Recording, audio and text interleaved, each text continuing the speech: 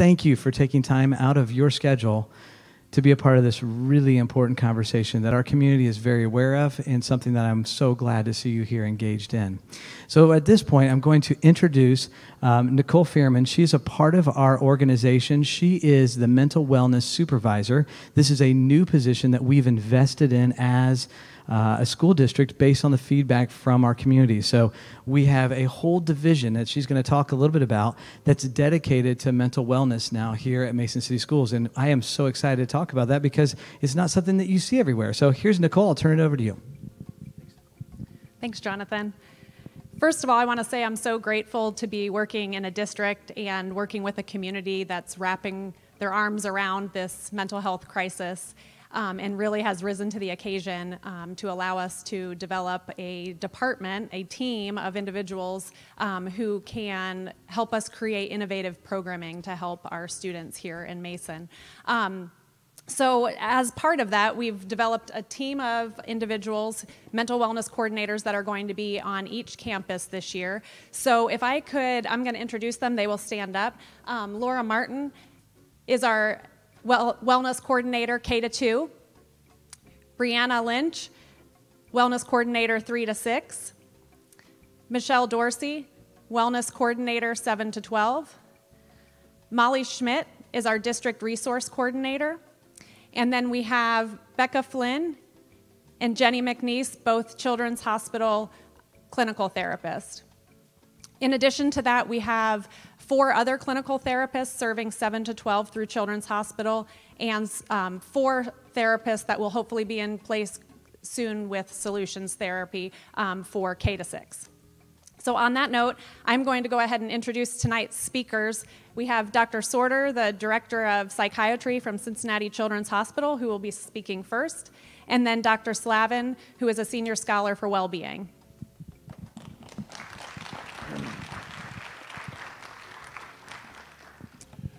Well, first of all, I want to say thank you for having me here. It's a nice opportunity to talk to the people at schools, and I would I think reiterate the issue about really how advanced Mason has been, and really promoting health in young people and trying to not only address people perhaps that have problems, but actually be preemptive and hopefully prevent them from developing. And I think tonight's just another example of that. So my hat's off to the district and the people that run it, and it's really a great opportunity to be here. So I am going to talk a little bit. My job is to kind of give you a little bit of an introduction. And if I am not too challenged by this, am I going the wrong direction? Here we go. I'm going to talk a little bit about brain and mental health.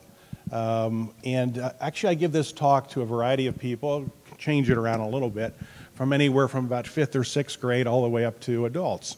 So one of the things I always like to start off with is, just trying to normalize this a little bit. So I have an arts and science background, so we'll start with the arts and sciences. So what do these people have in common? You have Charles Dickens in the upper left-hand corner, who, of course, wrote anything from The Christmas Carol to Oliver Twist. One of the great authors of all time, had horrific problems with mood disorders, tortured by them many times. But here he was, really a pioneer to really advocate for the downtrodden through his books. Really remarkable.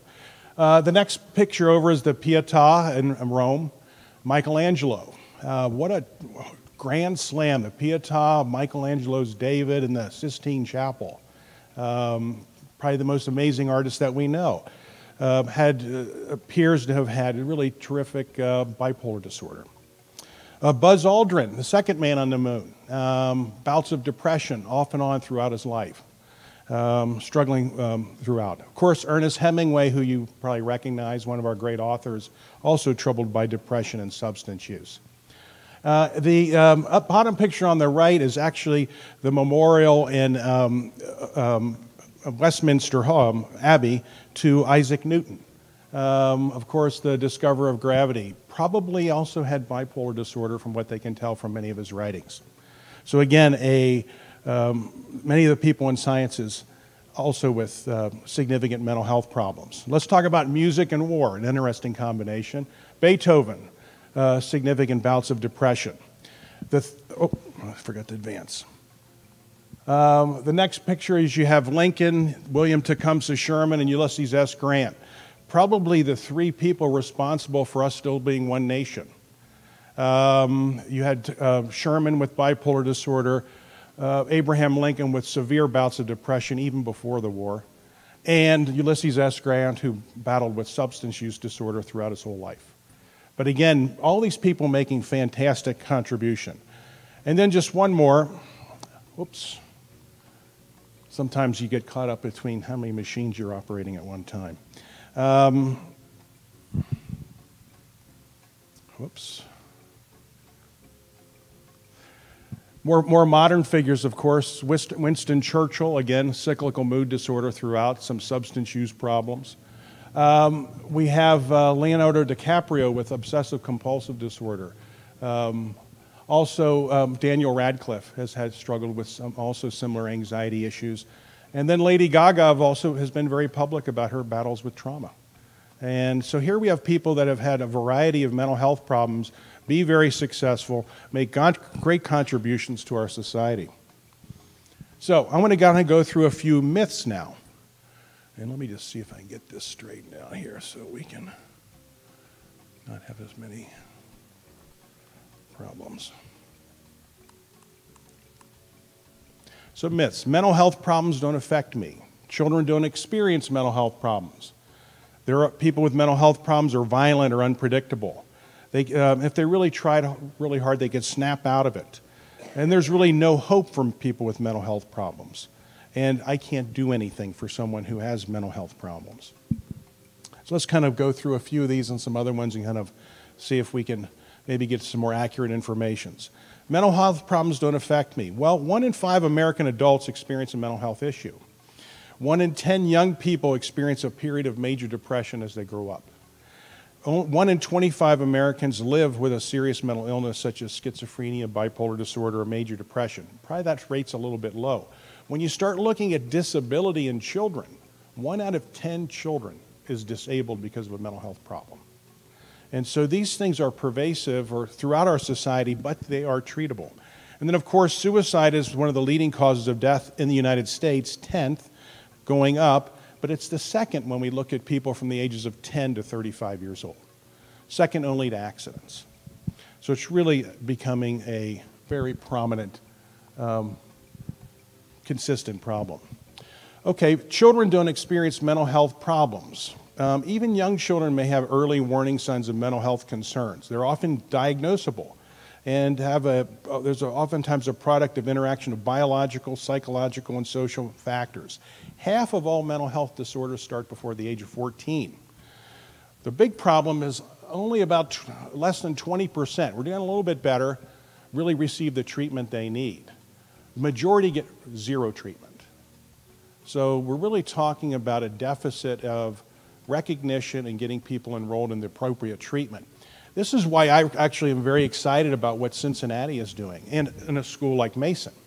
And that is really throughout our region here, we have begun putting in place mental health programs in the schools. And I'm not sure if Susan Shelton is here through Mindpeace. She's in the back there.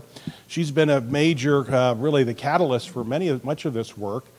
So that now, what we find is kids who get referred in the schools, about 80% at least get plugged into treatment, as compared to community care, where we're often talking less than 50.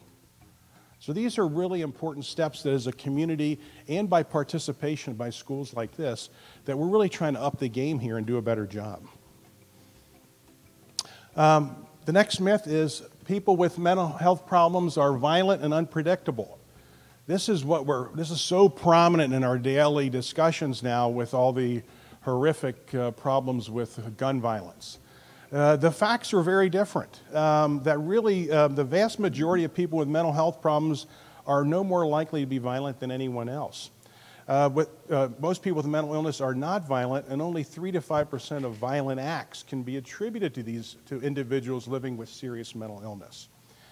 People with mental illness, severe mental illness, are really much more likely to be victims because they're seen as easy prey by others. I think sometimes is what we see as people that engage in abnormal behavior, we want to lump them into some easy category, and we call it mental illness, and then we say, well, the treatment's not good enough, but we really aren't necessarily doing the things we need to really make things safer, and becomes a political football. The next one is personality weakness or character flaws cause mental health problems. People with mental health problems could really snap out of it if they want to. It really has nothing to do with being lazy or weak. As we saw earlier, some of the most ambitious and productive people in society have struggled with mental health problems. But they really come down to a multitude of factors. Much of it biologic, what your genetics are, and we're going to talk about that in a few minutes. What your life experiences are, such as trauma or history of abuse. And then, of course, what your family, what mental health problems that might exist there. But people with these severe problems, even though they're not personality or weakness or minor issues, they can get better with treatment.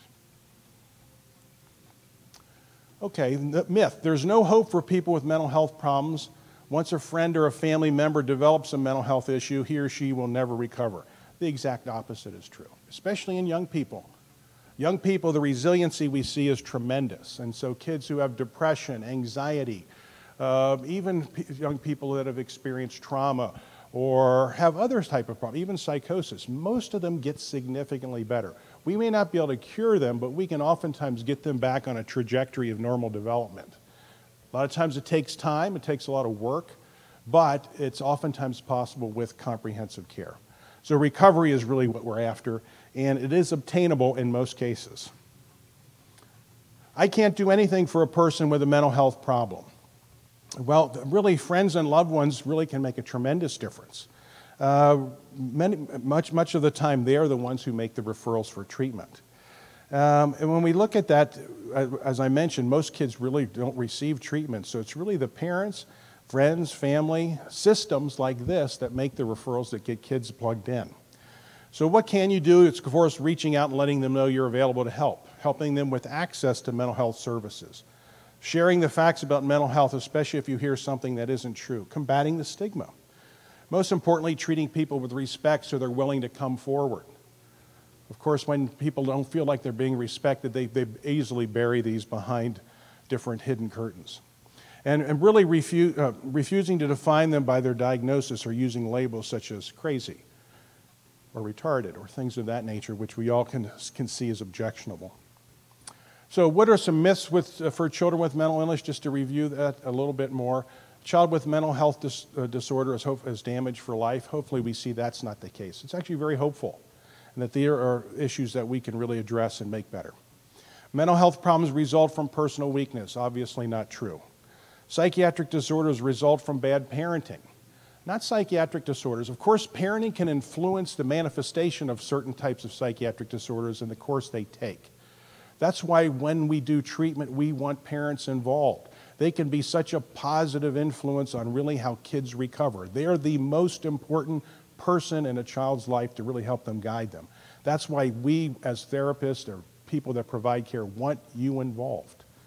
You're the major healing factor. It's not the doctor, it's not the therapist, it's really working on those things at home to really help someone progress.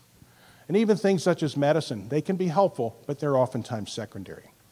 Therapy for children is a waste of time. That's more and more research shows how important therapy is really for helping kids with anxiety disorders, depression, mood problems.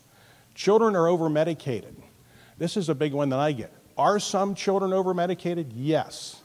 But the vast majority aren't getting the medication they need. And so when we look at different disorders, we can see at prevalence rates, certain things like attention deficit hyperactivity disorder. Clearly, the outcomes for most children are better if they have medication with therapy. But the vast majority of kids with ADHD don't get medicated, don't get treatment.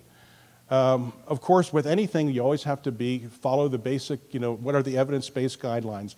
And they can be managed appropriately if done so with appropriate mental health care. Okay. Now, next thing is just to talk about what are some common mental health problems in young people. Problems with following directions and being disruptive. Kids with oppositional defiant disorder. Attention and concentration, ADHD. That's about 8% of really grade school kids. depending on what series you look at. Problems with drugs and alcohol. Of course, this is an increasing problem. Opiates are not so much a problem in the childhood group, but oftentimes the behavior that leads people into more typical opiate use as they turn into young adults oftentimes is during adolescence. And so there's things we can hopefully do to really intervene to kind of stop that progression. Problems with worries or anxieties or anxiety issues. This is probably one of the most crippling issues that stays hidden. Kids who refuse school or kids who don't get involved in activities because they're worried about how they'll be perceived or will they be rejected. People think they're worried that they'll look stupid. And when you start hearing this, these are things that are pervasive in these young people's lives that oftentimes really prohibit them from fully engaging and really being happy and active in the things they can be. Problems with past experiences and trauma, young people that have experienced loss, and we'll talk more about that in a minute. Problems with eating and body image, especially in adolescents and in young females. Loss and grief with many of the young people that have lost. It's interesting, I work here in Cincinnati Children's, we have one of the biggest psychiatric hospital programs really in the country. With about, if you go to College Hill, we have about 86 beds there. We help operate actually operate the inpatient unit and the partial program at the Lindner Center in partnership with them. So we have 102 beds. The vast majority, and they're usually full from about this date and time until May. They'll be full almost every day. And many of those kids, the majority oftentimes, are from families that have been fragmented, either through divorce or death. One of the effects I mentioned, the opioid abuse problem, is we're seeing the effects in children not so much from using opioids, but the effect it's had on their parents and the disruption in families. And so this issue of loss and grief, I think sometimes we don't fully realize when we see these effects on substance use on young adults or parents, really the cascading events that it has for others. Problems with mood and sadness, such as depression and bipolar disorder, and then, of course, suicide. Okay, so now let's talk a little bit. We're going to change gears a second here. Just talk about brains a little bit and the nervous system. Whoops, I'm going a little too fast. First thing is the nervous system's real complex. This is just a picture of really, the nervous system from the brain to some of the peripheral nerves. So if you ever get a question about what's the longest cell in your body, well, it's a nerve cell. And it goes probably from the back here all the way down to the tip of your toe. So it's 3 feet long in some people. That's a pretty big cell when you start thinking about it. So the nervous system is really diverse and the most complicated really organ system there is, and we have a long way to go to try to understand it. But we're going to try a little bit tonight. So the first thing is I want to talk to you just about what is a nerve cell. And so if you look at this on the left, and I'm not sure, does this have a pointer function? I'll probably blind myself. Oh, here, look at this. Okay. So here, this is the cell body, and then these are dendrites, and then this is what's called the axon. And so what happens is nerve cells connect with each other. The dendrites are kind of where the sensory information, or where they receive impulses, and the axon is where they transmit an impulse. So if this nerve gets stimulated out here, it kind of generates an electrical charge that flies down here, releases chemicals, which we'll talk about, then stimulates the next cell. So if we look at a simple reflex, everybody's probably had this happen to them in the doctor's office, I hope. You tap on the nerve, tap on the patellar tendon. It stretches your muscle just just a tiny, millimeter. But there's a little bundle of sensory right there that says your muscle's getting stretched. So it sends an impulse through this nerve right into your spinal cord that tells this nerve, make that muscle tense up. The reason it does it helps you from falling. Because if that muscle's getting longer, your leg's collapsing. So you want to stand up. So it helps you stay erect. Now that's a simplification, but that's what's happening. This all happens in microseconds. So we'll get to why that's important for us here in a second. So how do those nerves communicate? Those nerves communicate through what we call as a synapse. And the synapse is where, this is the end of the axon, so right here, we're looking at this little spot right here. And what happens is a nerve impulse goes flying down there, And if it's strong enough, it releases these little bags of chemicals into this little space. And those chemicals are called neurotransmitters. Why is that important? Okay, you've all heard about like dopamine. You've heard about probably norepinephrine, serotonin, right? These words that get kind of pitched around. Well, what are those? Those are neurotransmitters. Okay, and so many of our drugs that affect mental health and disorders are around this communication spot. So for instance, everyone's heard of Prozac, I would assume, right? How does Prozac work? Well, what Prozac does, there's this little pump here, neurotransmitter reuptake pump. So what happens is the nerve impulse comes down, it's strong enough, these little bags get released, they release a bunch of serotonin right there. If enough serotonin binds to those receptors, it triggers this nerve to fire the next step. So that's how things work. What Prozac does is a serotonin reuptake inhibitor. It basically slows that pump down. So what happens is more serotonin stays out there for a longer period of time. Now these are microseconds this is happening in. But that's the way it works. And after a period of time, it actually starts changing the receptor density and characterization in these other nerve cells. So that's how we oftentimes see medications work. We also see some disorders kind of focus on this. Like for instance, when we think about like schizophrenia and hallucinations, there's certain areas of the brain where there's too much dopamine activity, whether it's receptors or dopamine in the synaptic cleft, too active. So certain medicines that block dopamine receptors, like put a lid right there, oftentimes help with hallucinations or delusions. So what's important here is that there's a lot of also genes that control how these things work that probably are a little bit different in all of us. And when we start talking about things like trauma or experience, these are the things that change our behavior and what we experience and what we see. So in some ways, what happens to us psychologically or through experience gets translated biologically into how these nerves interface with each other. And hopefully we'll explain that a little bit better in a second, why that's important. Okay, oops. All right, so the next thing I just want to kind of what's I think really cool about the brain is that it's like a map. Now most people, we think of the heart, it kind of beats, and we think of different chambers.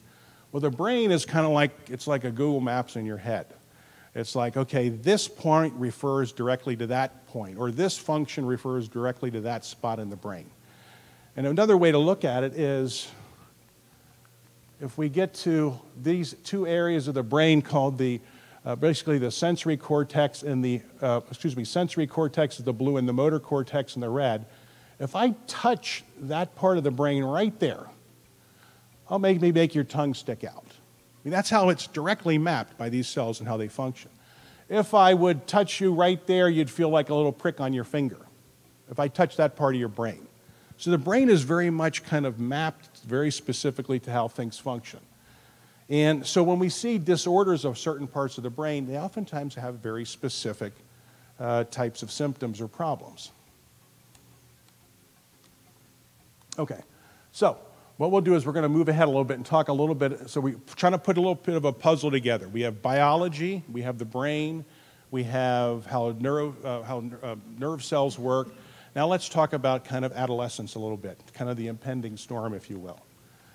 So challenges to young people that we see. 10 to 12% of our nation's youth suffer from serious mental illness that causes significant impairment. As we mentioned, half of the disorders start by the age of 14. We see a lot of depression episodes each year in children, about 8%. Only very few receive treatment. High rates of suicide, second leading cause of death. In the previous year, 17% of U.S. high school students seriously thought about killing themselves. Untreated mental illness is associated with many other problems associated with drug, alcohol abuse, violence, school failure, legal system, potential suicide. The other thing we see is this tremendous risk-taking behavior. Part of the reason this is happening is the brain is still developing. Many of the things that, the world is becoming more complicated, but the adolescent brain isn't caught up to speed yet. One way to kind of think about this is the brain develops maturity at different patterns. And the last area to mature, without going into too much detail about neuroanatomy, is the frontal cortex. The frontal cortex I like to kind of think of as it's like the brakes. Okay? It tells you to kind of stop doing something, or think about what you're doing, or pay attention to this. How do we know this? Well, people that have injuries to the prefrontal cortex, their attention's horrible. They can't really plan. They can't prioritize things. If you do things to impair the prefrontal cortex, like start drinking, okay, you are more impulsive. You're likely to say things you wouldn't say. Your learning is worse. Your memory isn't as good. You basically take the brakes off the brain. That's the last area of the brain to mature. One other way to look at it is the more purple it is, the more mature it is. So the brain kind of matures from the back to the front. This is all happening in your teenage students or your kids. Their brain's not mature. The brain doesn't fully mature really till well after age 25. So things are still kind of developing even in people that are in their early 20s. And it really kind of goes from back to front. And it's that frontal lobe which is the last part to mature. So when we think about brain health, you have how does the brain develop? We've talked a little bit about how the brain kind of works from its different functions in regards to nerve cells and location. But what are other things that can involve? We'll talk about genetics here in a second. Health and wellness, family and social relationships, and social media. We'll kind of touch on a few of these things if we can briefly. So what are some things that we seem to really help? Well, diet does seem to help a lot of people with kind of mental wellness. Exercise increasingly is being seen as a treatment for depression. Its effect size is quite large. And so really that idea of becoming more healthy physically oftentimes helps emotionally. And then of course sleep, as we'll be talking about I think in the near future here, is very important in maintaining that. Some of the things that we see as causing real distress in young people is of course stress and the things that they pay attention to, perfectionism, and then of course negative experience. So this is actually a slide that I stole from Nancy, or she gave to me, was that basically looking at the idea of what does cell phones and things do. We really don't know the full effect, but there's some things to be a little bit frightened about. Okay, so what this slide shows is that on 2007 the iPhone was released, and the top upper left-hand says not hanging out with friends. And so basically has different grades, 8th, 10th, and 12th graders, and that really the number of the times teenagers are going out without their parents with friends plummets. Really social interaction decreased, not increased so much because of cell phones or associated with that. The next one is more likely to feel lonely. Again, people were not less lonely, but more so. And then less likely to get enough sleep is also escalating with, of course, the use of cell phones. There's even things now about intimacy and a more intensive look at relationships that show kind of the digitization, perhaps, has not facilitated kids really having genuine relationships. Okay, the next thing we'll talk about a little bit is, of course, family connections. Of course, research in so many areas shows that good family support helps anything from compliance with diabetic care to major depressive disorder to relapse rates and schizophrenia, any way you look at it. That idea of having a supportive environment and an environment that's not critical really helps so many of these illnesses get better. And a lot of that's about warmth in relationships, acceptance, not being in a hypercritical environment. Those are the types of family qualities that really lead to healing and resilience. The next thing I want to spend a little bit of time talking about is adverse childhood experiences. This is kind of a hot topic in the community. You may hear about ACEs. And ACEs really refer to events that happen in your growing up, let me just skip ahead here, that affect later in life. So what are some of those experiences? Like growing up in a household with substance use problems, kids who have been in families with separation and divorce, living with a parent with primary mental illness. Really big problems or issues about violence in the home when a mother's been battered. and of course criminal behavior by an adult. Abuse, having psychological abuse, physical abuse, sexual abuse, all make sense.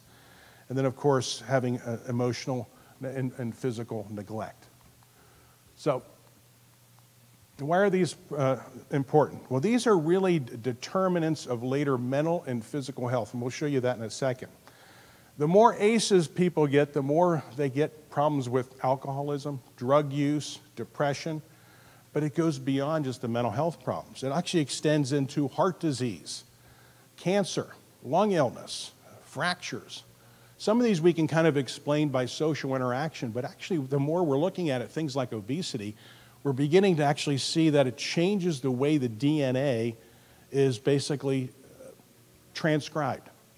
That basically, like for instance, the DNA in my hand is the same as the DNA in my brain in each cell. But they get expressed differently because of where they are. What we're finding out is experiences change how genes get expressed. And remember all those genes that would, all that thing about the neurotransmitter. There's genes that affect every one of those. What we're beginning to learn is that by experience, we're beginning to now alter how those genes get expressed. One of these, some of the interesting work about trauma is that it expresses some of the genes around kind of how we manage insulin. And so there's this implication with people that have trauma. They've seen studies like this, identical twins separated at birth. One grows up in a traumatic household, one does not. The twin who has the trauma is more likely to be overweight, more likely to have heart disease, more likely to die earlier, more likely to have depression, even though they have the exact same genetic code. And that's really what this term of epigenetics really refers to. The idea that there's genes, but then there's issues that influence how genes get expressed. And the whole purpose of kind of going through this is to try to get you to think about experience translates to biology. Experience and biology together oftentimes help determine the way we feel and think, respond, grow.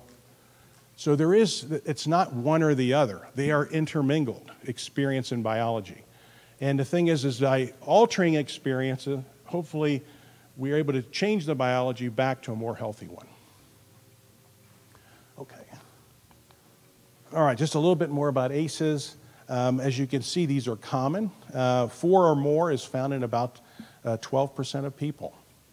And with only about 35% of people having 0 at all. So these are common experiences. So another way to look at it is as your ACE score increases, so does your risk of disease, social and emotional problems. With an ACE score of 4 or more, things start getting serious. The likelihood of chronic pulmonary lung disease increases almost 400%. Hepatitis, 240%. Depression, 460%. Attempted suicide, well over 1,000% higher. So these things have a direct, have oftentimes a very strong influence on what happens later on in someone's life. Okay. All right, so next we're going to talk a little bit more about signs and symptoms of depression, because this is one of the more common things I think parents become concerned about as they address their kids. So oftentimes when we talk about depression in young people, sometimes it's hard for them to tell you. There's the barriers about kind of conversation, and we always want to facilitate kind of an open relationship between parents and their kids. But sometimes it's hard to actually identify that you feel that way. Because depression is somewhat of an abstract concept. You know, it's not something that I can kind of just put up and hold in my hand. What kids can tell you much more readily, though, is are they still having fun? Do they still enjoy life? Or do they still enjoy things? And when they start feeling like the enjoyment's kind of getting sucked away, that's oftentimes really the sign for that depression really is set in. And so I think oftentimes as a parent, really kind of detecting, and I think we'll probably talk a little bit about joy in life in the next talk, is that really is so important. Is the everyday experience of a child, not that we don't want them to work hard and things like that, but is there some type of joy and that they have in their life that makes them feel like I'm connected to each day in a positive way? And when that kind of dissipates, I think is really when we as a parent or a teacher or an advocate really need to start thinking about things in a different way. So just kind of some of the symptoms: sad or anxious or empty mood, feelings of hopelessness or pessimism, irritability, guilt, worthlessness, helplessness, loss of interest and pleasure in hobbies and activities. Again, that loss of interest and enjoyment, I think, is key that I would want you to kind of take home with. Problems with energy or fatigue, and the more severe ones. We actually see some of the kids with depression, they don't talk as much. They don't move as much, or that it really gets slowed down. Problems with schoolwork. Oftentimes, you know, as a clinician, when I hear about a kid struggling at school, one of the first things that goes, you know, I start hearing, well, when did it start? Well, if it starts when they're in 6th grade, I'm thinking ADHD. Okay, do they have an attentional problem, or do they have a reading problem, or some type of learning issue? When I hear about when they're 14, then I need to start thinking about this, because one of the most common things is struggles with really staying on task, problems with concentration, attention, staying involved. We also can see things that are more kind of physical manifestations, such as problems with sleeping or appetite, weight changes, and then, of course, thoughts about suicide. In younger children, we often see what's on the bottom line here, and that's more somatic symptoms. Stomach hurts, feel pain. And the thing is, those things begin interfering with their participation, and they withdraw. But a lot of times, again, because they can't necessarily put into words that I'm feeling depressed, and an adolescent may say, I'm not having fun, and a younger kid, it may feel, I feel sick. And so those are things that, again, that oftentimes we need to be aware of. Common presentations, I think we've kind of talked a little bit about this, somatic symptoms, so I won't get into that so much. But one thing I did want to comment was about perfectionism. And just very briefly is that higher perfectionism is associated with higher suicidal ideation 6 months post-discharge from hospital. This is one study that was looking at kids that had perfectionism and had suicidal ideation. Socially prescribed perfectionism, the perception that others require perfection of oneself, predicted concurrent levels of suicidal potential in an adolescent population. Perfectionistic youth, less likely to seek help, and prevention efforts need to promote resilience. So that's what I think we'll be talking about soon. And I just want to make a comment here is this is really a tough thing to go after. The reason being is that oftentimes, you know, some of the toughest depressions I've seen are from families who are some of the greatest parents who I admire because they do such a great job for their kid. Sometimes the kid internalizes it the wrong way. Instead of feeling, boy, it's great that I feel supported, mom and dad understand me really well, and it's fun to be around them, it's more of, you know what, there's these expectations they have of me because they're so good, and you know what, I'm failing. And I'm not making it. And they're going to be disappointed. And the last thing I want to do is disappoint my folks. And it's really, when you talk to the parents, they say there's nothing even close that we have those kind of expectations. Somehow we have to find ways of breaking through that barrier so that kids realize that they have the ability to succeed, but also to fail. To excel, but also just be okay. And that they can internalize that as part of who they are and not feel like they're driven to kind of stay at high levels of perfectionism. Oh, I forgot to advance that. So that's when, so you can understand if that kid has that perception, it's going to be harder for them to reach out for help because they're going to struggle with identifying with, okay, it's okay to reach out for help, and they don't want to look vulnerable even to their peers. So it's very important that we establish communication patterns to really help those children feel that they can be accepted when they're not excelling. Okay, just a couple of things I want to say about programs. One of the programs that we support is called ADAPT, or Steps to Last. And it's about, and we're going to get to identify a couple of programs here. And this is one where we just try to work with kids to identify themselves in a more easily fashion to ask for help. And then also, just as I think Hope Squads do, is to help other kids, help kids identify themselves for help, or identify to other adults that someone needs help. And so these are, I think, these peer-to-peer groups are very, very helpful. And basically the idea of cutting down on the barriers to people escalating a concern. That idea of escalating concern, I mean, it's really quite fascinating when you look at even whether it's intensive care units or high nuclear plants, whatever it might be. When you see bad things happen, oftentimes behind the scenes is this resistance to kind of escalate a concern or the lack of a pathway. And so that's why I think it's so encouraging that places like here or other schools are really trying to focus on how do we get involved in those pathways of escalating concern to get kids at the help they need. Now I'm going to skip through that. So, helping individuals with mental health problems. There is no hope for people with mental health problems. Once a friend or a family member develops mental health problems, he or she will never recover. And I think as the theme here is that that's not true. We can do a lot to really help kids. So a story real quick. Patrick is a 12-year-old. He tells his friends that he is sad, wanted to jump out of his window at home. Feels like no one likes him. He is having trouble in school. So he says sometimes he wishes he would not wake up. His friend lets his teacher know that there was a problem. The teacher talks with Patrick, and together they let his mom know. They get the treatment he needs, and now he's happy and doing well. This is actually an increasing story that we hear about, is that these types of programs really help kids get to the care they need. So one of the things, Nancy, who's up in the back too, with Susan, has really promoted 1 in 5. And this has been another, I think, really extremely positive intervention here across our community. And it really kind of, again, supports these efforts that really try to escalate concern, promote mental wellness in schools.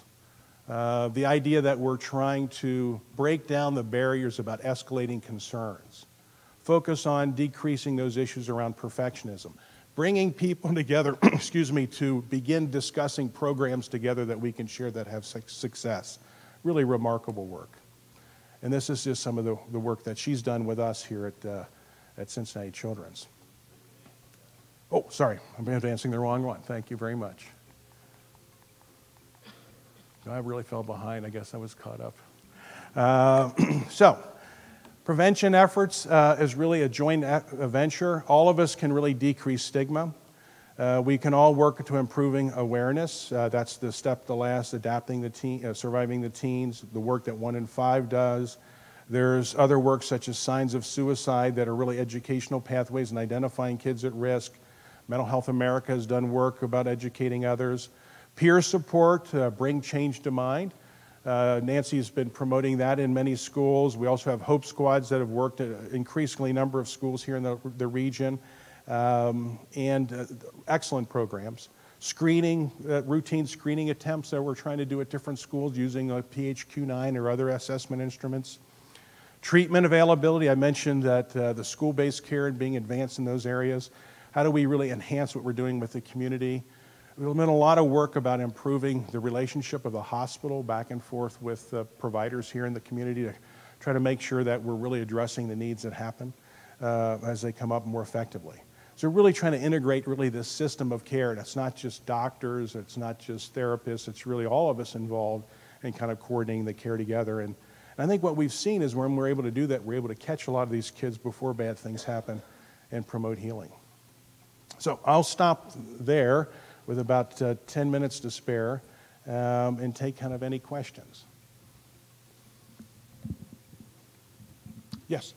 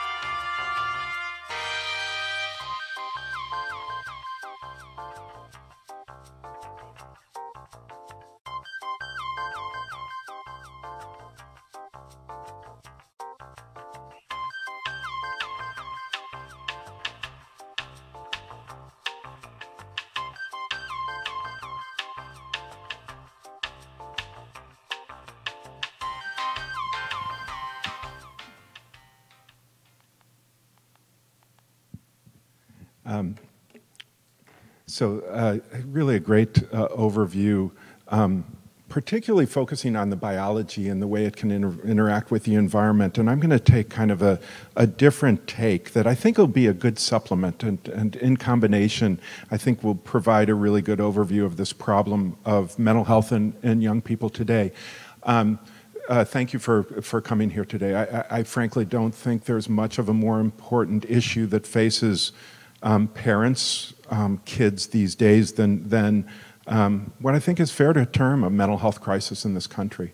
I'm just a little bit more of introduction. I'm a pediatrician by training, but have been really involved in medical education my entire career, and then also am a parent to two young women, 22 and 25 years of age, who I got to kind of witness firsthand the challenges that people may face, young people face as they go through the world as it exists today in many communities across this country. Dr. Sorter focused more on biology, and I'm going to focus more on environment. And how that plays out, and particularly in some studies that I've been working on in recent years.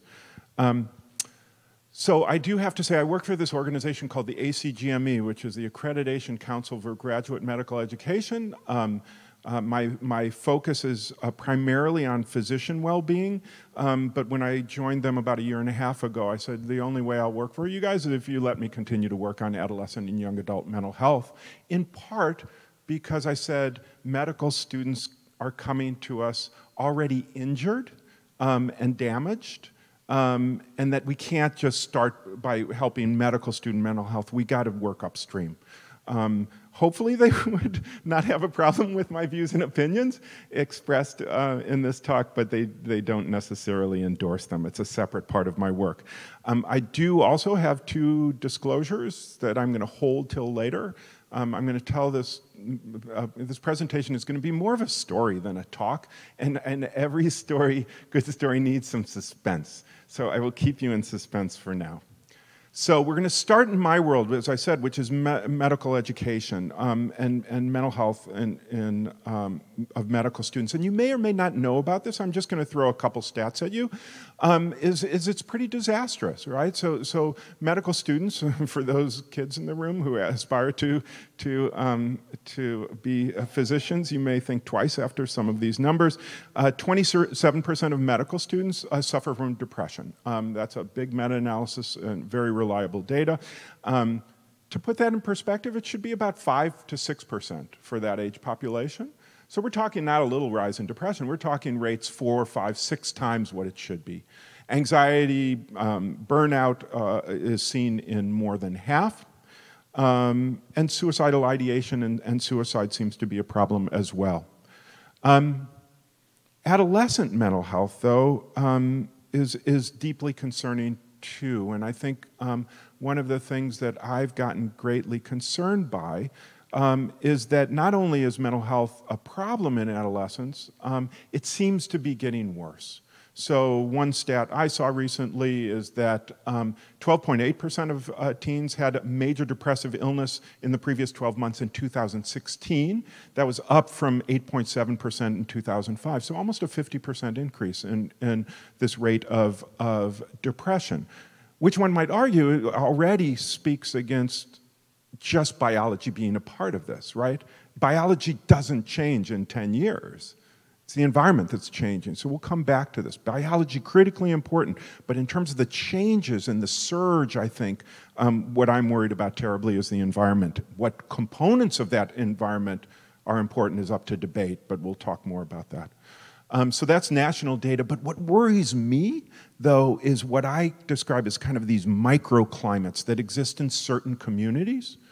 And a big question, I think, is the communities that I've studied, is this the kind of thing that's going on in this community, right? So I've done research now in 3 high school districts that looking at depression and anxiety in students there, and I'm going to show you results from a couple. So one is a public high school in the East Bay of San Francisco. We studied 2,000 students there with a survey using a depression scale and an anxiety scale that have been around each for about 20 to 30 years, very well validated. You can't diagnose depression or anxiety with a survey, but once you get up to moderate, or if you screen positive for moderate to severe symptoms, if you ended up seeing a psychologist or psychiatrist, you'd be very likely to be diagnosed with depression. And look at these numbers. I mean, this doesn't even include the mild, right? This is just moderate to severe symptoms of depression. 54% of kids in this high school had moderate to severe symptoms of depression. 80% with moderate to high levels of anxiety. Really stunning numbers. And the key here is to say, this is not just a problem in big cities like, on the coasts. We did a similar study, Catholic Girls' School in the Midwest. What we found there, 44% with moderate to severe symptoms of depression, and 84% with moderate to high levels of anxiety.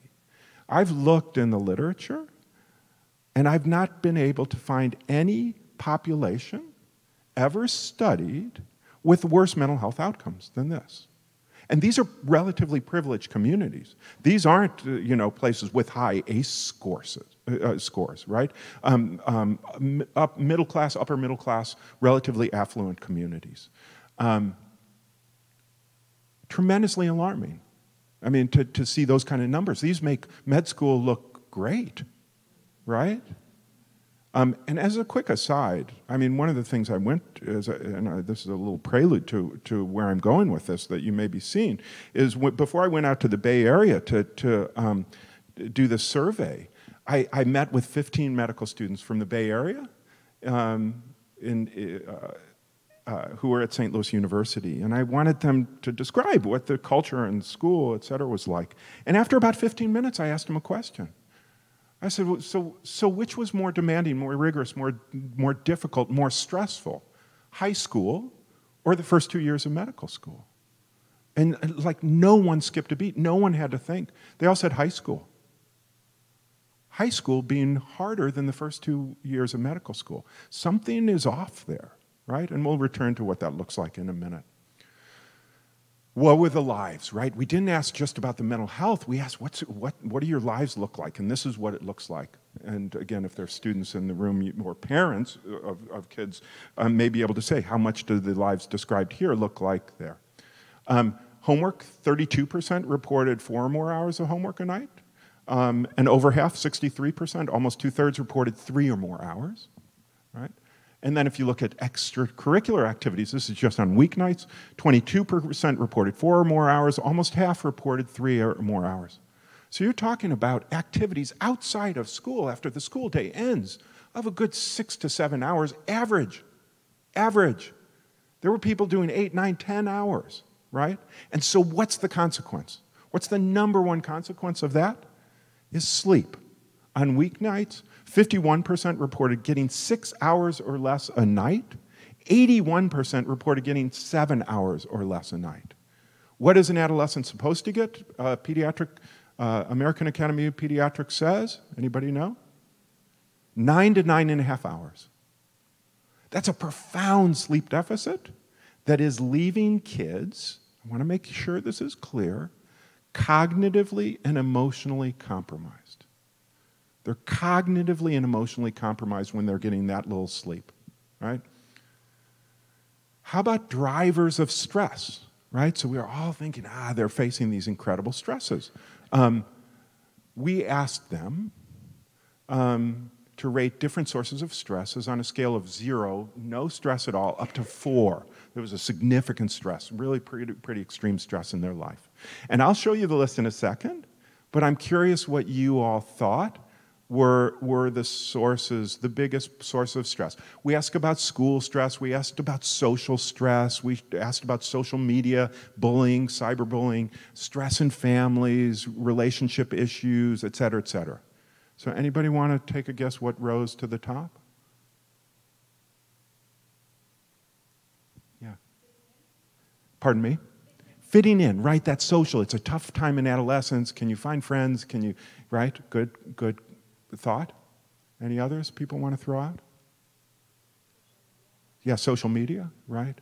It's really interesting. There's a narrative out there, and it's too early to tell, right? That it's all the social stuff of adolescence that's a problem, right? It's the cyberbullying and, Instagram and things like that. I'll show you the list the students came up with. Number one, getting into a good college. That was the number one driver by far. And there was a sense, without question, that if they didn't get into the best college possible, their life would be forever compromised, right? Number two, time pressure. If you're getting 6 hours sleep a night, it's time pressure that is going to be problematic. Amount of homework, no surprise. Pressure from self. We asked them about pressure from parents, pressure from teachers, administration, coaches. By far, the biggest pressure was self-induced. Second closest was not pressure from parents. It was pressure not to disappoint your parents, right? It wasn't like overt messages that, we want you to do well. It was the values that people may share kind of implicitly. And then competition for grades. Those were the stressors. The stressors were school. It wasn't social, right? Social media was one of the lowest. Bullying, one of the lowest. Family stress is one of the lowest. For some kids, it was really important. But for the vast majority, the environmental stressors were the things that go on in this building, right? So this is the question, is there another way, right? If we're seeing, and I think the jury is out, my belief is a lot of people, understandably, are pointing to iPhones and social media. I think that social media may be a symptom more than a cause. That if you have so little time in your life to have a meaningful in-person interaction with another human being, you're going to do it through a screen. We crave that interaction, and we've crowded it out of our kids' lives, right? So is there another way? I think that the work I did at St. Louis University may provide a path. And that's what I want to see what you all think of this as well. Can this efforts that I really led at St. Louis University in a medical school translate into a high school environment? So St. Louis University student mental health, I'm going to spend a few minutes on this, which is, I got to St. Louis U at 2004. I was the associate dean for curriculum, so I was responsible. I wasn't the wellness person. I wasn't the student development, student wellness person. I was the curriculum person. And frankly, in my job, I wasn't supposed to worry about mental health. But I started reading about mental health, medical student mental health in the literature, medical education literature, and I started getting concerned that, wow, high rates of depression, anxiety. This was coming out in like 2007, 2008. But I looked at our students. I said, wow, like inconceivable to me that a quarter or a third of them are depressed and more than half are anxious. They seem really happy with school. I've worked hard to make it a supportive, nurturing environment. I'm really nice to them. I'm compassionate. And they really seem happy, right? I knew there were individual students who struggled. But we did something really important, is we didn't assume that was the case, and we decided to measure it, right? And so this is what we found. Using that same scale that I showed you with adolescents, we looked at moderate severe symptoms of depression. At orientation, this was for 2 classes before we were able to start making changes where we were gathering data. 2 classes. Orientation, they look good. They look like what they should. 6% depression rate. I'm just going to say depression rather than moderate to severe symptoms of depression. MS1, at the end of their first year, they look like students at every other med school, right? 27% had moderate to severe symptoms of depression, and that rose by the end of the second year, right? How about anxiety? They started off school a little more anxious than the general population, probably, but it got much worse, much worse. And the only way I could look at these results, and I think this may make sense to you, was we were doing this to them, and I was ultimately responsible.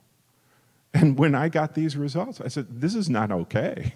I'm not going to be in charge of an enterprise that is harming students in this kind of way. So we have to change. And the model is an interesting one, right? Which is really simple, and I don't think is unique to medical education. I think it can be done in other educational settings as well, which is, this is an environmental health problem. I really believe that. There are certainly significant numbers of kids, of students, who have the biology that leads to depression, anxiety, etc., right?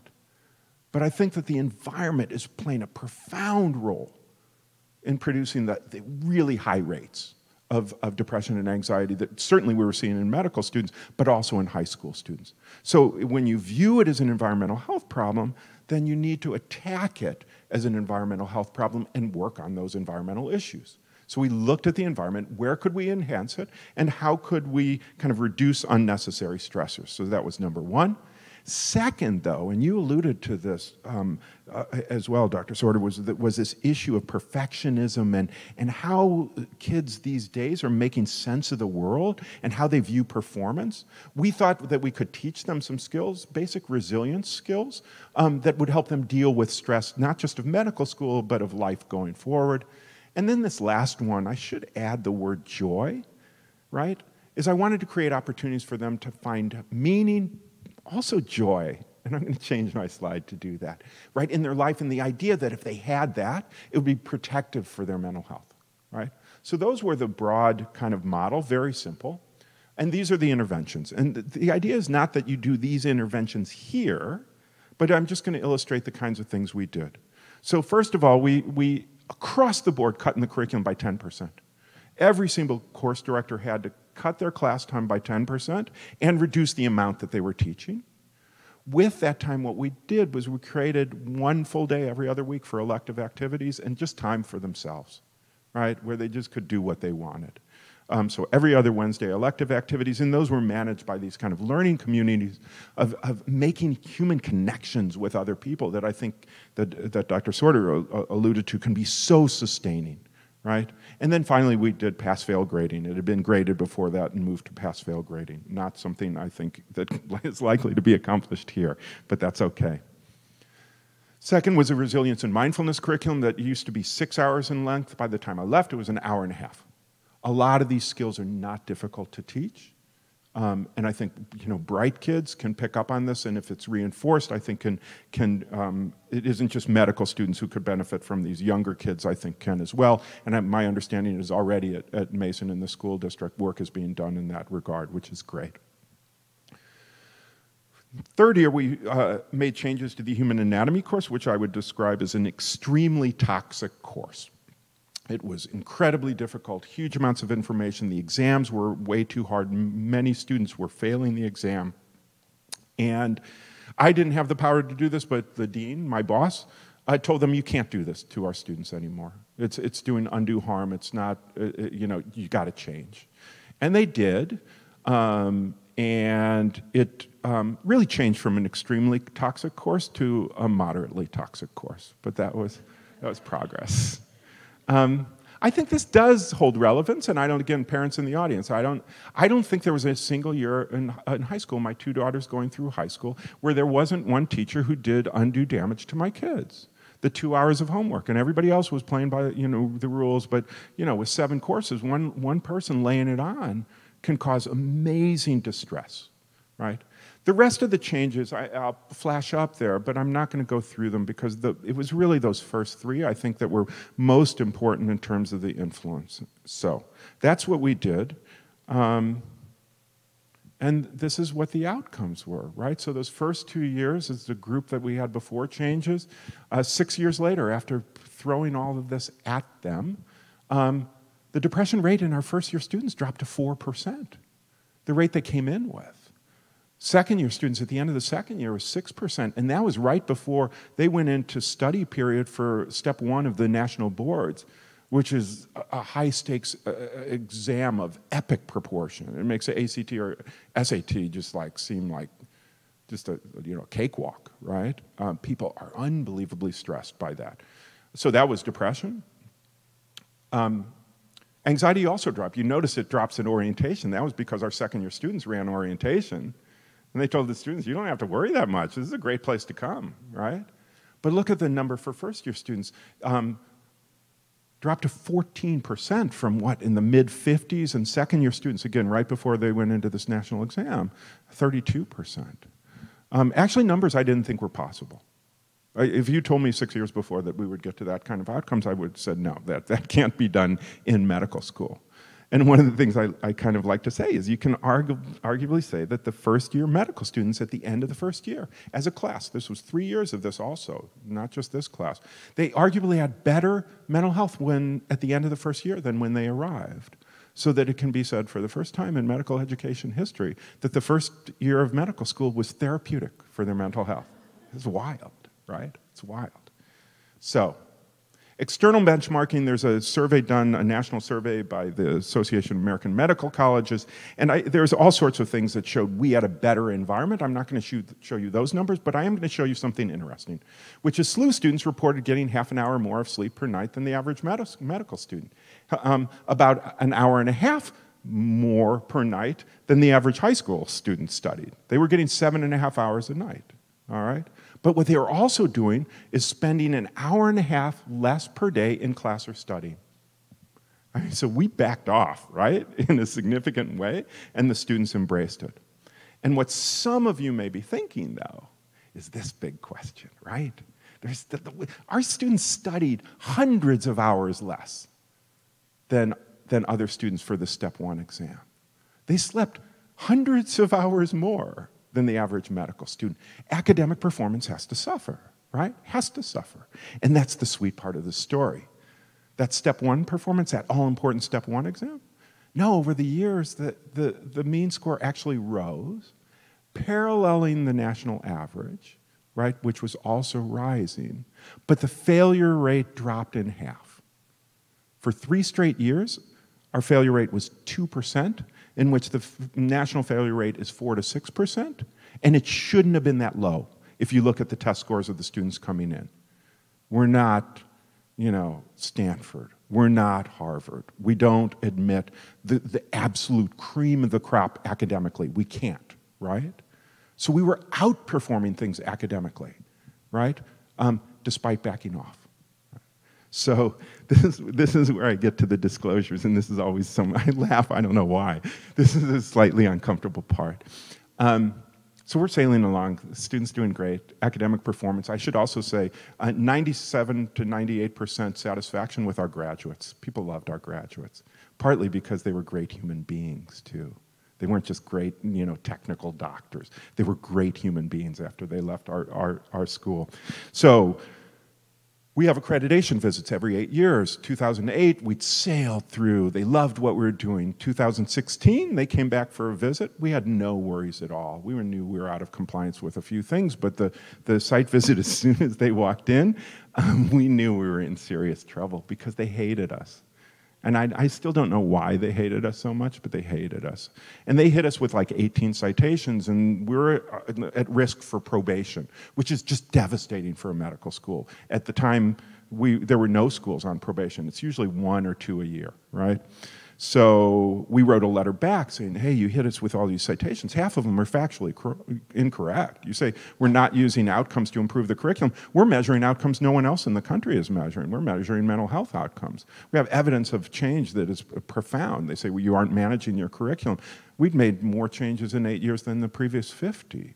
I mean, it was a very surreal experience, but this is the piece that made things even more interesting, which is our old dean retired, a new dean comes in, and unbeknownst to me, receives a decision of probation, which you have the opportunity to appeal. And he hid the decision from me, didn't appeal, all right? We were placed on probation, the only medical school at the time, and then he fired me a month later. Yeah, I didn't see it coming either, right? Yeah. The good news, the probation was really painful, the getting fired wasn't, in part, because of the resilience skills I taught the students. They were very, very useful in that situation, which was great. Can I say, I haven't been able to say this part of the story, and this is being taped, but that's okay, I don't care, is the dean who fired me lasted about a year before he was fired. So he got his comeuppance. And I hold no bitterness. Bitterness is a lousy emotion, right?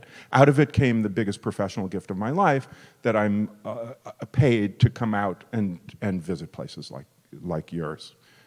So, How could this happen? Not the part of me getting fired, right? How can you back off academically? And if there's any message, especially for parents, teachers, administration, I think this message is maybe the most powerful and important one, which is we have this, fundamental, I think it's a human belief, but with an American twist, that more is always better. Right? So if an hour of homework is good, imagine what our kids could accomplish with 2 hours. And if 2 hours is good, think of the outcomes if we had 4 hours of homework, and on and on.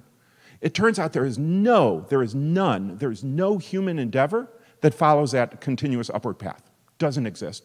I say that with confidence. Please tell me if you can think of one. But seriously, there is no human endeavor that as you increase things, that performance continues to improve. Instead, what it looks like is the following, and this is called the Yerkes-Dodson curve. And on the horizontal axis, you have stress, but it could also be homework, class time, and on the vertical axis, you see performance, right? And what happens as you add stress, as you add homework, as you add class time, yeah, initially it's great for performance. It rises. But there is a certain point where it actually plateaus and then performance actually starts to drop. And what I would say characterizes medical education and increasingly characterizes high school education, as we all are racing for test scores and getting into the best college possible and elite status when you get your report cards tomorrow, right, or whatever it is about your school. Everybody's chasing these numbers and status, and it's coming at a cost, right? And it's not just coming at a cost of mental health. This is the key, is I think we are way too far on the right-hand side of the Yerkes-Dodson curve, and the reason performance improved is by counterintuitively, by backing off, you actually move up the curve. You move up the curve. So if anybody wants to debate with me, like, oh no, you can't cut back. That's lowering standards. That's lowering expectations. Our kids won't achieve. No, prove that to me. I don't think it's the case. I think there's profound evidence that if you back off in high pressure environments that exist not just here but in communities all over the country, not only will mental health improve, I think the actual performance of our kids will improve. Don't forget, they're cognitively compromised. What does depression do for learning? You said one of the signs is you can't concentrate, you can't focus, So if you have a sleep-deprived, depressed kid, they're not working at their potential. We're impairing them in this pursuit that we want them to excel at. It makes no sense whatsoever. So what can we do, right? I wouldn't be here if I didn't think there was something we could do, right? I think this is fixable in some ways, or at least not fixable. We're never going to eliminate depression. We're never going to prevent all cases of anxiety. But the surge that we're seeing, I think we can cause to turn around. And I think the key is this. I love this photo, which is, the canary in the coal mine. They used to bring the canary into the mine, and if the bird got sick or died, they knew they had a problem. What they didn't do, they didn't teach the canary to meditate. They didn't buy him yoga mats. They didn't say, watch out for the other sick canaries, which we need to be doing. All of the work that's being done in these schools and by groups like Mindpeace and mental health providers is so important. I don't mean to criticize that. It is vitally important. But it's not going to solve this problem. We need to start recognizing the problems in the minds. And one of the things that I think is so important, it's one of the few areas in these kids' lives that we actually have some control over. I can't manage their parents. I can't solve poverty overnight, right? I can't change their biology. I can't even get them to probably, manage their cell phone usage better. But what we can do is change the educational environment, and it's not just the amount of school, it's the culture that surrounds it. And one of the things I've got to say is a lot of times people are like, oh, it's the teachers, it's administration, and then the teacher's going, oh, it's the parents, et cetera. There's all this finger pointing. No, there's a collective ownership of this problem that we have to have, and that only if we work together as a community, I think, are you going to see any changes in this regard? So where do you start? To me, I think it's go back to the drivers. What do the kids identify as the stressors? Wonderful place to start. So number one, getting into a good college. I mean, I think there has to be a public health campaign to disabuse people of the idea that going to the elite college is by definition going to put you on a better path to success. It's false, and there's profound evidence to show that getting into the Ivy Leagues, unless you want to be, if you want to be an investment banker, that's, yeah, okay? But otherwise, you look at Fortune 500, senators, leaders in the community. They didn't all go to Ivy Leagues, right? So there's this mythical idea that the most elite college is best, and there's profound evidence that it's not the case. Time pressure, amount of homework, that's in our control. And it's not just a homework issue, extracurriculars. I mean, if you have programs here where it's like you have some really enthusiastic coach or drama person, et cetera, who's keeping their, my daughters went through this drama stuff where it was like 5-hour practices for 7 days before the exam, before the performance. That's not okay if it's coming at the expense of our kids' mental health, in my book. And it is. I mean, that's where I think it is. Even if the kids love it, even if kids enjoy it, too much of a good thing is a problem as well, right? Amount of homework, pressure from self. This gets into this perfectionism stuff that I think there are simple resilience skills that everybody needs to learn. There are basically cognitive behavioral techniques that if you are developing an anxiety disorder or depression or panic attacks, and you see a therapist, most commonly they're going to use cognitive behavioral techniques. My feeling is, well, why do we withhold them until you've developed mental health disorder? This is great skills to help you make sense of the world and to stop beating up on yourself. I mean, the treatment for maladaptive perfectionism is cognitive behavioral therapy. Well, let's insert that early and reinforce it. And frankly, it's not just kids who need it. Parents need it. Teachers need it. Administration needs it as well.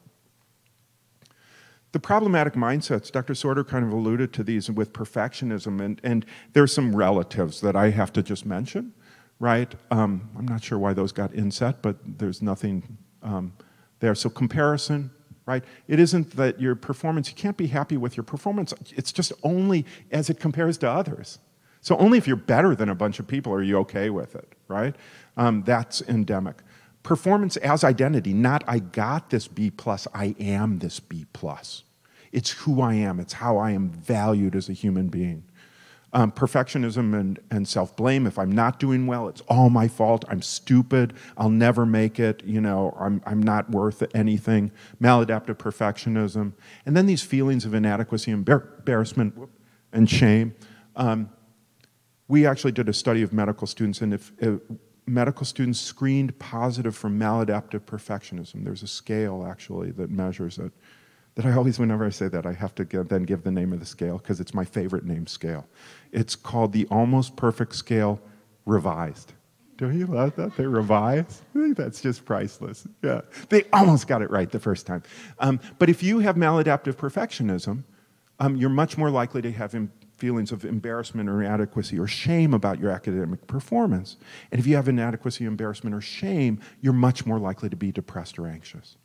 So these mindsets can, I think, be powerful drivers of distress that when layered onto a biologic susceptibility, I think is a recipe for disaster.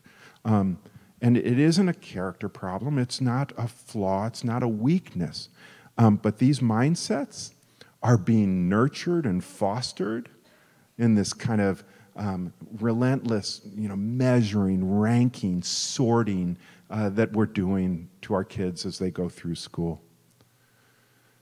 So the path forward is pretty simple. One, this is my personal belief, and I think was incredibly important at St. Louis U, was measure the students' mental health and look at what are the sources of stressor.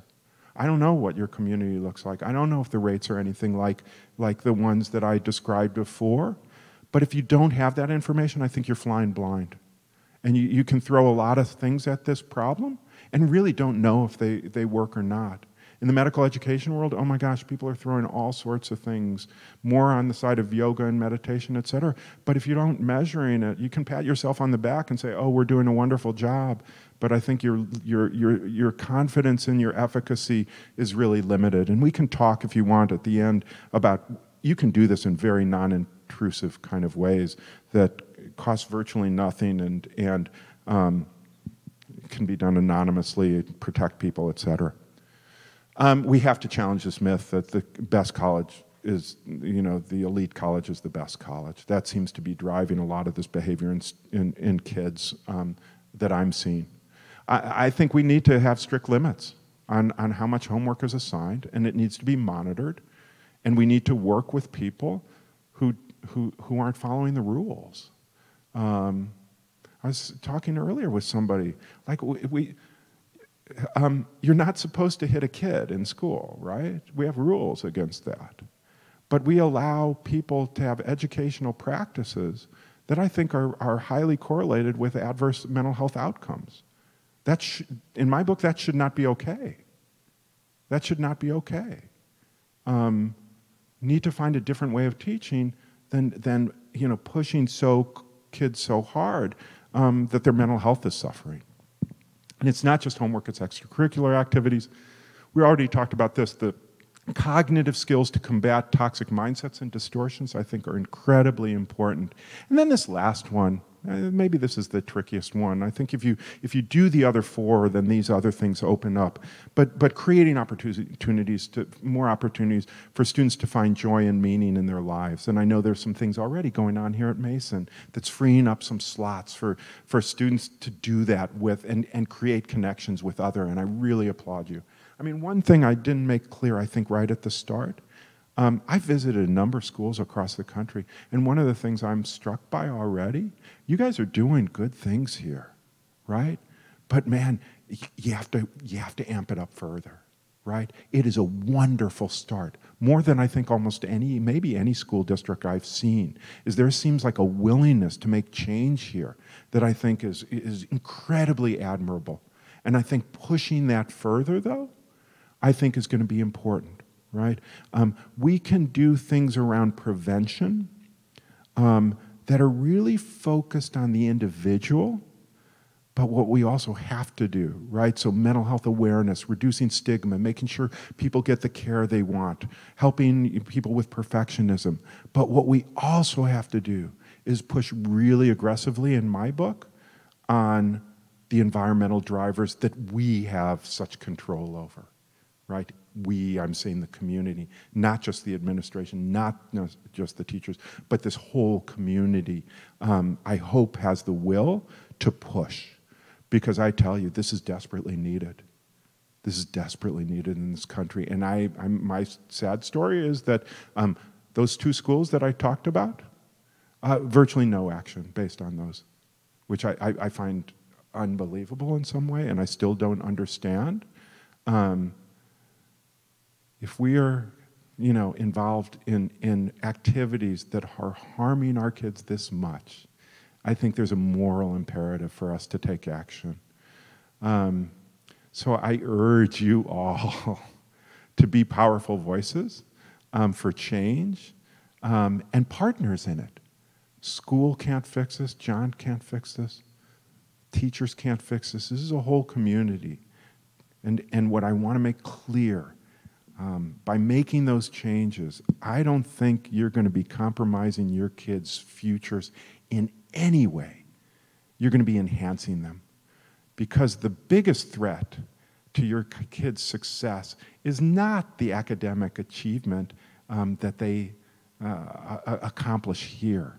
It's the mental health that they, bring forward as they go to college, right? That's what you also want to make sure they have before they leave the nest, before they're off on their own, that in a supportive, nurturing environment, that you can set them on that trajectory, not just for academic success, but for success and happiness and mental health in their lives.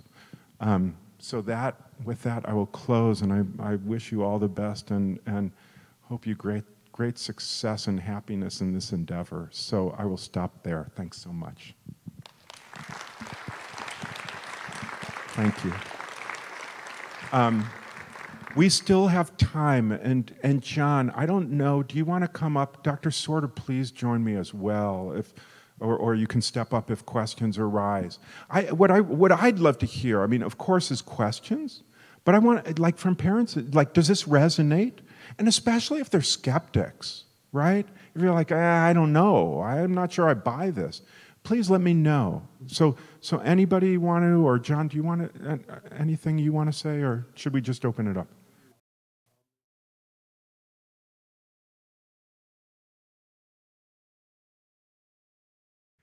No, you come up and tell me how, yeah, you're the master of ceremonies. I want to be, yeah. Thank you so much.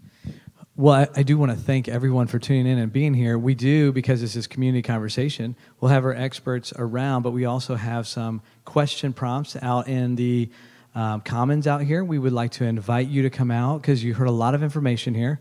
We would love you to have a chance to meet someone new. That's something always we love to do at our community conversation. So meet someone, say hi to someone you don't know, and then engage in a little bit of conversation before you head out.